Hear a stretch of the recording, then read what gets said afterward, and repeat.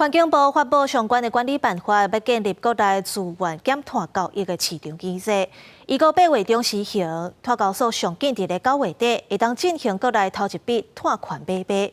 那碳交所即阵嘛和 CFA 协会签合作，要加强人才的培养。永续减碳变成即卖显赫，正在企业迈向环境社会与公司治理 ESG， 但到底变怎做？市面上相关课程大量出现，受够专业无？或者台湾碳权交易所甲成立60多年的 CFA 协会签署合作备忘录，要替国内培养更较侪加强 ESG 投资与企业变迁风险管理的人才。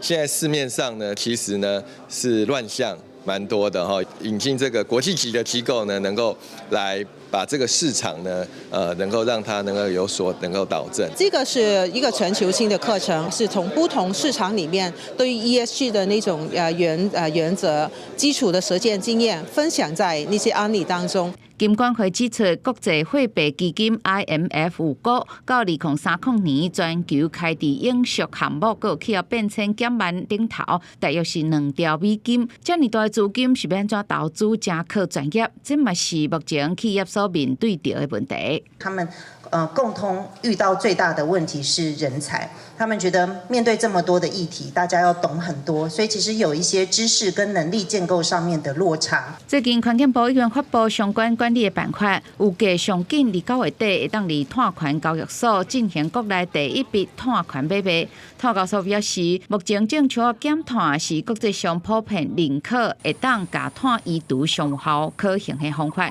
互看做是拿碳的红像拿更加是真红的项目。碳交所嘛依循安尼需求。记者林建文、周良祥台北报道。